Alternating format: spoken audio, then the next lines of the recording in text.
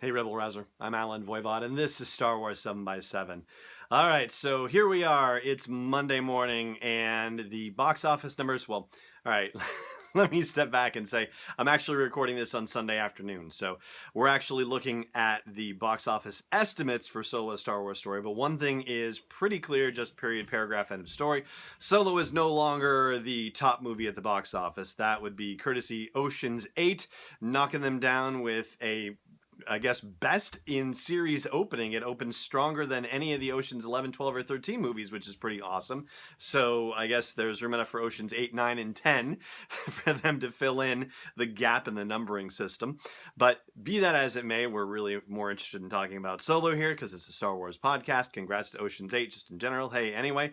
But we're talking 15 million over the weekend estimated for Solo: A Star Wars Story, which brings its domestic total to about 176 million, and worldwide it is cracked at the 300 million mark, around 312 million or so by estimates. And unfortunately, just the way the predictions are running, it may end up being the lowest grossing Star Wars movie of all time, at least as far as the first box office release. Not that you need to qualify it further, but apparently Empire Strikes Back is the lowest box office release Star Wars live action movie to date, as far as, not counting the re-releases or the special edition releases or anything like that.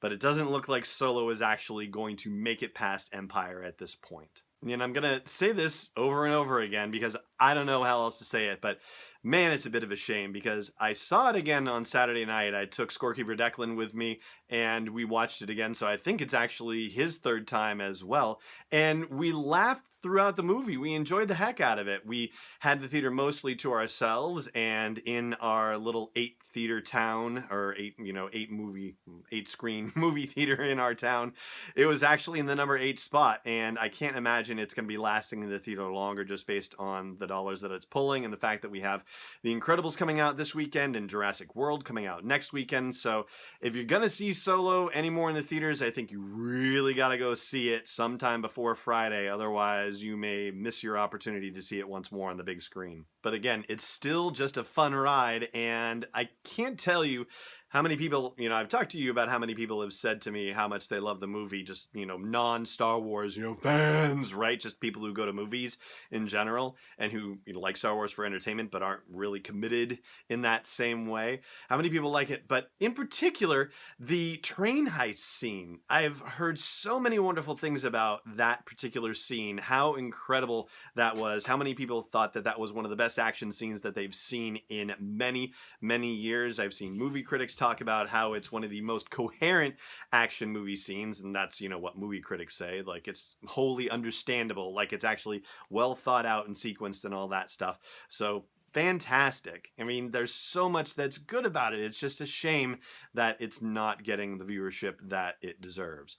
So to that point, there is still a lot of hand-wringing about the whys and the wherefores, and I talked last week about a movie industry analyst who works in stock market stuff, saying that he thought the marketing was an issue, and he listed out reasons why. And Scott Mendelson from Forbes actually got a bee in his bonnet to some degree and wrote a rebuttal specifically about that and talked about how no, it's not that, it's because it was just an okay movie and it wasn't an event movie, and that people weren't really interested in prequel movies, that there's a lot of hand-wringing about no, never make a young actor prequel movie or anything like that. And I gotta say, I don't necessarily agree with that, because there are a fair amount of examples of prequels with new people taking on characters and it works out just fine.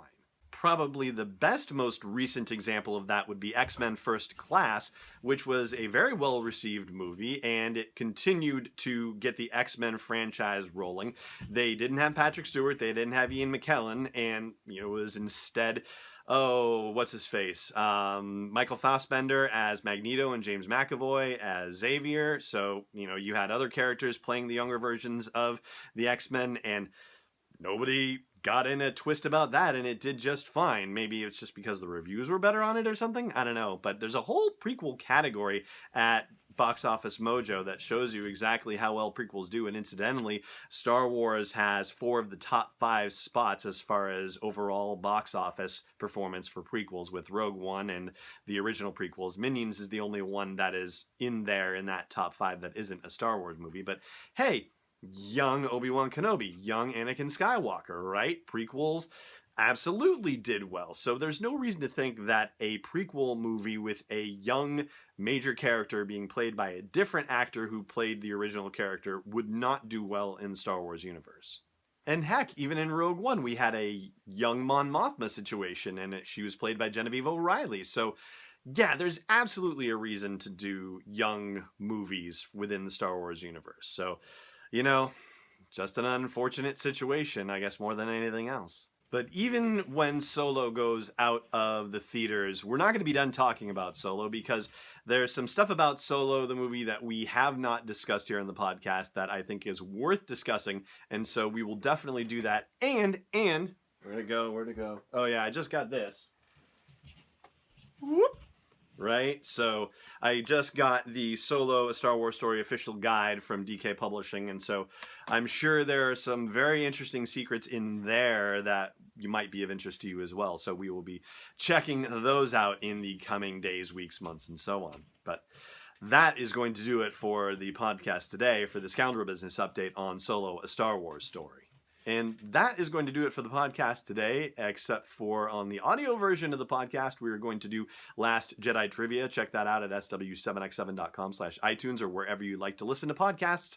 But for now, it just remains for me to say thank you so much for watching. Go see Solo in theaters while you still can, and may the Force be with you wherever in the world you may be.